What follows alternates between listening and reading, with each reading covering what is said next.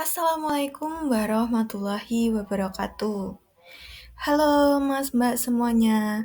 Kali ini kita bertemu via Maya pada pembelajaran. Hari ini kita mari kita mengenal cuaca dan juga iklim. Bagaimana cuaca di tempat kalian pada saat ini? Apakah sedang hujan atau sedang lagi panas-panasnya nih? Nah, tulis di kolom komentar ya.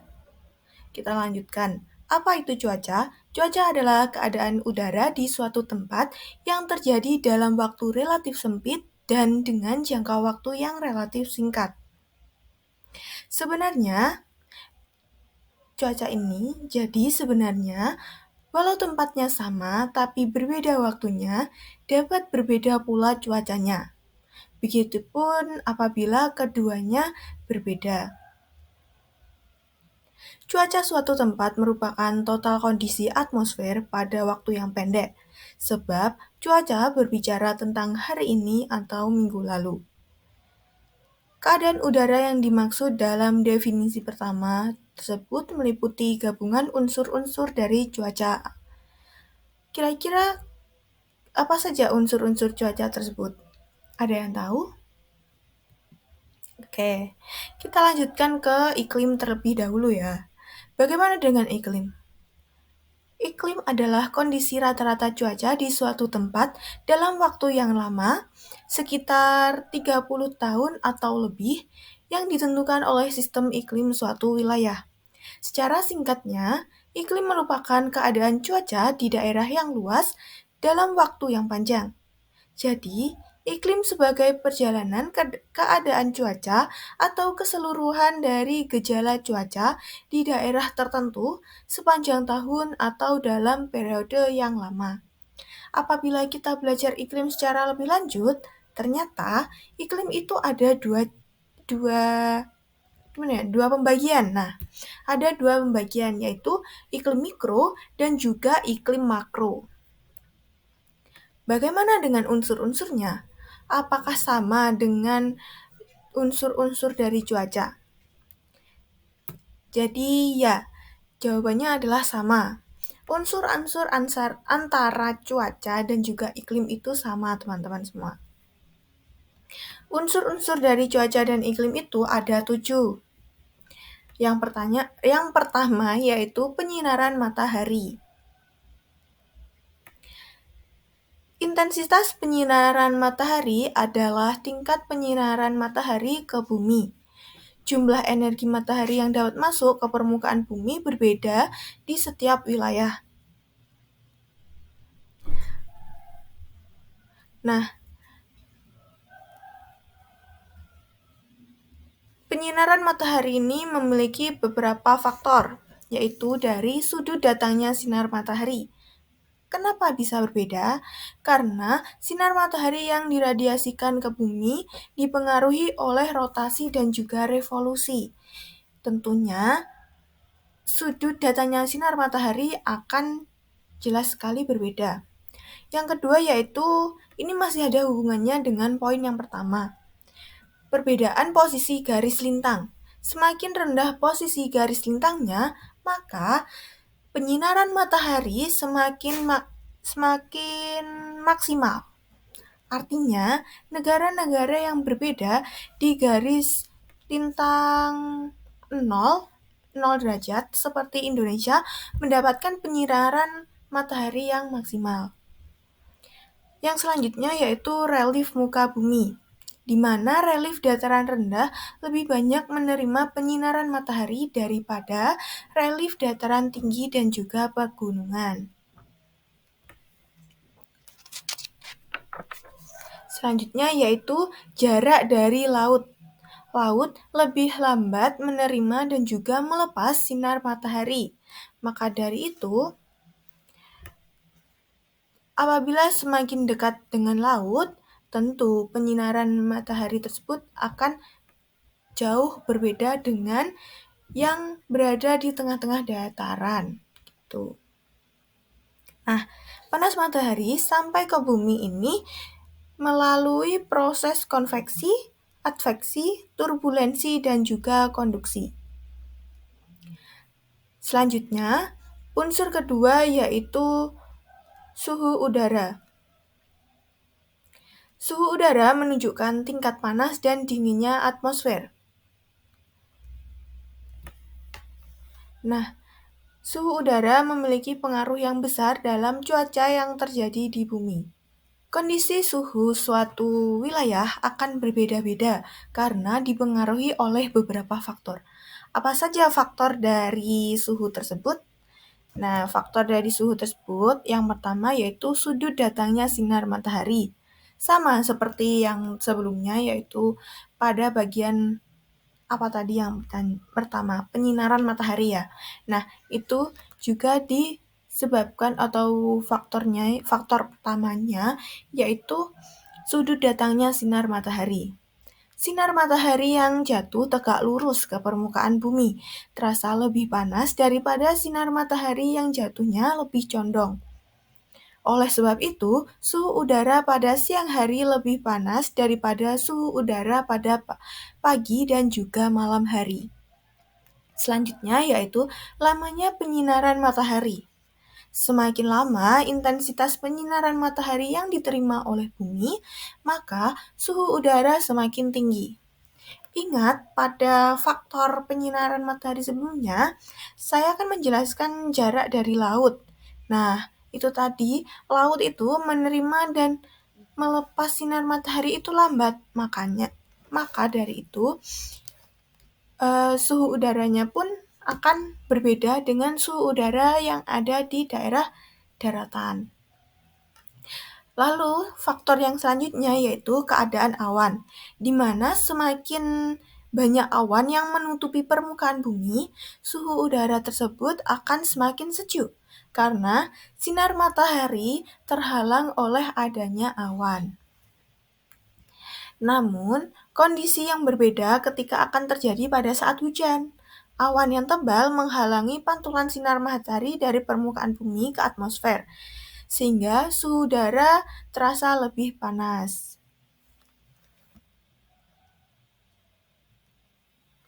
Nah, lanjut unsur yang ketiga yaitu tekanan udara.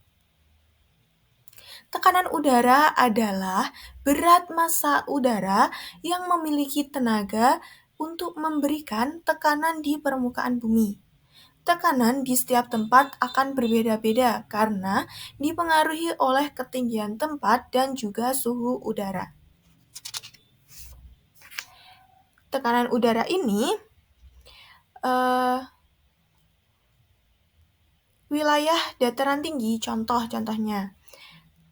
Wilayah dataran tinggi memiliki tekanan udara yang sangat tinggi, sedangkan wilayah dataran rendah memiliki tekanan udara yang rendah.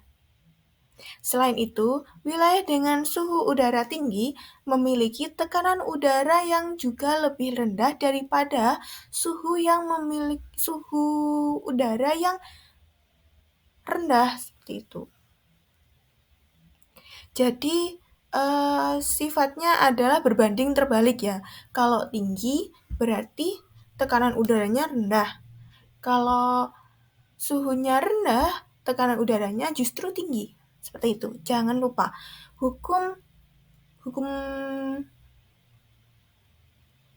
terbalik. Nah, perbedaan tekanan udara ini mengakibatkan udara bergerak dari wilayah yang bertekanan tinggi ke wilayah yang bertekanan rendah. Pergerakan udara ini disebut angin. Nah, itu tadi, angin itu bergerak dari tekanan udara yang lebih tinggi kepada tekanan udara yang lebih rendah. Bisa kalian lihat di gambar yang ada di video tersebut ini. Lanjut ke unsur yang selanjutnya yaitu angin. Angin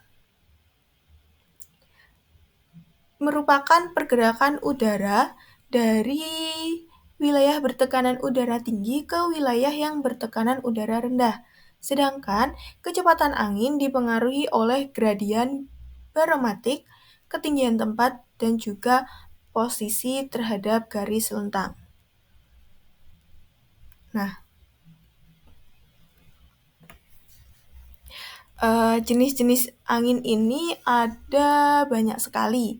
Yang pertama ada angin pasat. Angin pasat ini merupakan angin tetap yang bertiup sepanjang tahun dari wilayah subtropik menuju ke daerah ekuator atau khatulistiwa. Berarti kalau di gambar ini dari wilayah subtropik di sini ke arah sini seperti itu. Dari sini ke arah sini seperti itu. Nah, yang selanjutnya yaitu angin antipasat. Angin di daerah ekuator yang bergerak ke daerah kutub dan turun di daerah museum subtropik adalah angin antipasat. Di belahan bumi utara disebut angin antipasat barat daya dan di sebelah bumi selatan disebut dengan antipasat barat laut. Nah, itu tadi merupakan jenis angin yang tetap ya teman-teman. Jadi sebelumnya jenis angin itu ada dua juga, ada yang tetap dan juga tidak tetap. Nah yang tetap tadi merupakan angin pasat dan juga angin antipasat. Sedangkan angin yang tidak tetap meliputi angin darat, yaitu angin yang bertiup dari darat ke laut pada malam hari, lalu angin laut, di mana merupakan angin yang bertiup dari laut ke daratan yang terjadi pada siang hari sekitar pukul 9 pagi sampai dengan pukul 4 sore.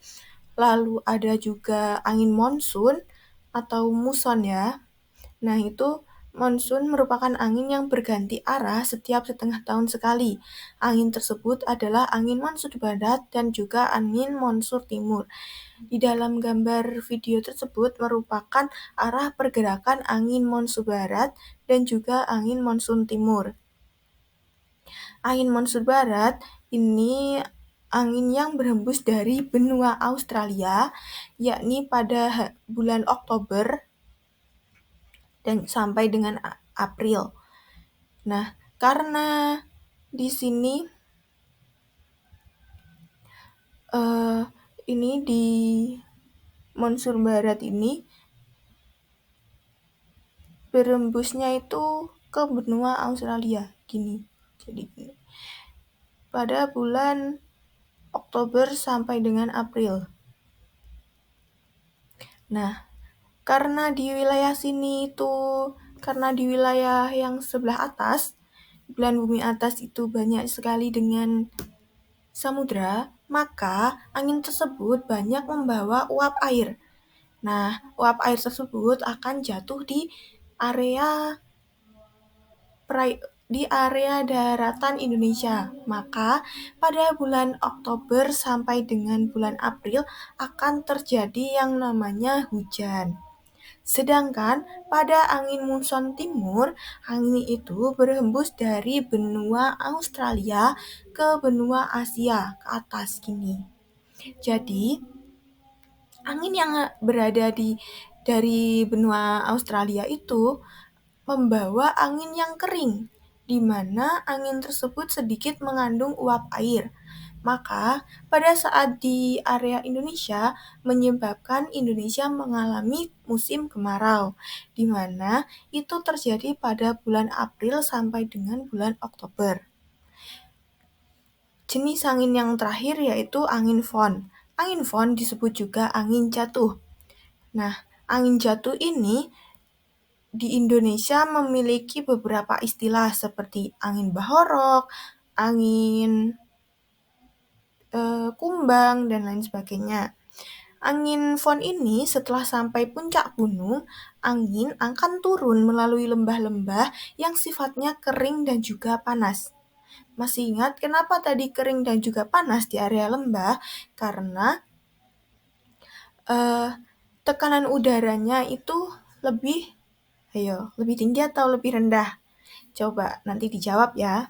Nah, itu angin ini memiliki sifat yang merusak karena suhu yang cukup tinggi sehingga dapat membuat tanaman mati.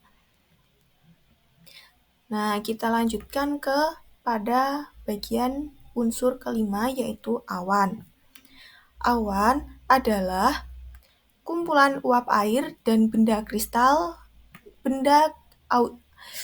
Awan adalah kumpulan uap air dan kristal es pada udara di atmosfer. Berdasarkan Kongres Meteorologi Internasional, awan dibagi menjadi 4, yaitu yang pertama awan tinggi dengan ketinggian antara 6 sampai dengan 12 km, di mana di bagian awan tinggi ini ada 3 jenis awan lagi, yaitu awan cirrus, cirrostratus, dan juga cirrocumulus. Selanjutnya yaitu awan menengah dengan ketinggian antara 3 sampai dengan 6 km, di mana awan menengah ini terdiri dari 2 jenis, yaitu altocumulus dan juga altostratus. Yang ketiga yaitu awan yang terjadi kurang dari 3 km, itu juga ada stratocumulus, lalu ada stratus, dan juga ada nimbostratus. Nah, yang terakhir yaitu awan yang terjadi karena udara naik dengan ketinggian antara 500 sampai dengan 1.500 km. Itu ada awan cumulus dan juga awan cumulonimbus. Nah, awan cumulonimbus ini sering terjadi pada waktu angin ribut. Gitu. Kita lanjutkan yang unsur-unsur keenam, yaitu kelembapan udara. Kelembapan udara ini menunjukkan jumlah uap air yang terkandung di dalam udara. Nah, kandungan uap air ini dipengaruhi oleh suhu udara. Uap air yang dibutuhkan untuk mencapai tingkat kejenuhan akan meningkat seiring dengan peningkatan suhu udara. Artinya, semakin tinggi suhu udara, maka semakin banyak kandungan uap airnya. Nah, terdapat 2 jenis kelembapan udara, yakni kelembapan udara mutlak atau absolut dan juga kelembapan udara nisbi atau relatif. Kelembapan udara mutlak adalah berat uap air dalam satuan gram pada suatu meter kubik udara. Sementara itu, kelembapan nisbi adalah persentase perbandingan antara jumlah uap air dalam udara saat pengukuran dan jumlah uap air maksimum yang dapat ditampung oleh udara tersebut. Gitu. Yang ketujuh yaitu curah hujan. Curah hujan adalah jumlah air hujan yang jatuh pada suatu tempat di permukaan bumi. Hujan adalah peristiwa jatuhnya butiran-butiran air atau es dari lapisan-lapisan troposfer ke permukaan bumi. Terdapat 3 jenis hujan, yaitu hujan zenital. Hujan zenital ini hujan yang terjadi pada saat matahari berada pada titik zenitnya atau titik puncaknya, atau beberapa waktu sesudahnya. Nah, yang selanjutnya yaitu hujan orografis. Hujan orografis ini merupakan hujan yang terjadi karena gerakan massa udara yang mengandung uap air terhalang oleh gunung atau pegunungan. Akibatnya, massa udara itu bergerak naik ke atas pegunungan. Nah, selanjutnya yaitu hujan frontal. Hujan frontal adalah jenis hujan yang terjadi karena massa udara panas dengan massa udara dingin bertemu. Nah, kita lanjutkan penjelasan selanjutnya pada bagian klasifikasi tipe iklim. Tipe iklim menurut para ahli dibagi menjadi 3, yaitu iklim matahari, iklim Schmidt-Ferguson, dan juga iklim Junghun. Apa itu iklim matahari? Iklim matahari merupakan pembagian iklim yang didasarkan pada intensitas penyinaran matahari ke permukaan bumi yang dipengaruhi oleh letak lintang suatu tempat. Oleh karena itu, iklim matahari disebut juga iklim garis lintang. Nah, di sini radiasi matahari yang diterima bumi itu berbeda-beda, teman-teman, setiap wilayahnya. Mengapa hal tersebut dapat terjadi? Karena posisi bumi terhadap matahari memiliki kemiringan 23,5 derajat dan berlaku tetap. Selama revolusi bumi terjadi, perubahan posisi matahari yang disebut gerak semu matahari bergerak terjadi antara 23,5 derajat lintang utara sampai dengan 23,5 derajat lintang selatan. Nah, bisa dilihat pada gambar tersebut. Gambar tersebut merupakan klasifikasi menurut iklim matahari. Yang pertama yaitu iklim tropis. Iklim tropis ini berada di 0 sampai 23,5 derajat lintang utara atau lintang selatan, yang meliputi sebagian besar Asia Tenggara. Nah, iklim tropis ini memiliki beberapa ciri-ciri, yaitu yang pertama, matahari selalu vertikal sehingga suhu udara rata-rata tinggi. Lalu tekanan udaranya juga lebih rendah dan berubah secara perlahan dan beraturan. Yang ketiga yaitu terjadinya hujan lebih banyak daripada banyak wilayah lainnya. Yang selanjutnya iklim subtropis berada pada 23,5 derajat sampai 40 derajat lintang utara, lintang selatan, berarti mencakupi sebagian besar Eropa. Nah, daerah subtropik ini merupakan daerah peralihan antara iklim tropis dan juga iklim sedang. Terdapat 4 musim, yaitu musim semi, musim panas, musim gugur, dan juga musim dingin. Pada musim panas, suhu tidak terlalu panas, dan pada musim dingin, suhu juga tidak terlalu dingin. Jika hujannya jatuh pada musim dingin disebut dengan iklim Mediterania, sedangkan jika hujannya jatuh pada saat musim panas disebut iklim Tiongkok. Nah, yang selanjutnya yaitu iklim sedang, di mana berada pada 40 derajat sampai dengan 66,5 derajat lintang utara lintang selatan yang meliputi area Amerika Utara. Di iklim sedang ini, tekanan udara sering berubah-ubah. Arah angin yang bertiup berubah-ubah tidak menentu, kadang menimbulkan badai dan yang tiba-tiba. Selanjutnya yaitu iklim kutub atau iklim dingin, 66,5 derajat sampai dengan 90 derajat lintang utara, lintang selatan, Kanada Utara, dan juga Siberia Utara. Iklim ini memiliki iklim tundra, yaitu musim dingin yang berlangsung lama, sedangkan musim panas berlangsung secara singkat, serta udaranya kering. Selanjutnya yaitu terdapat iklim es.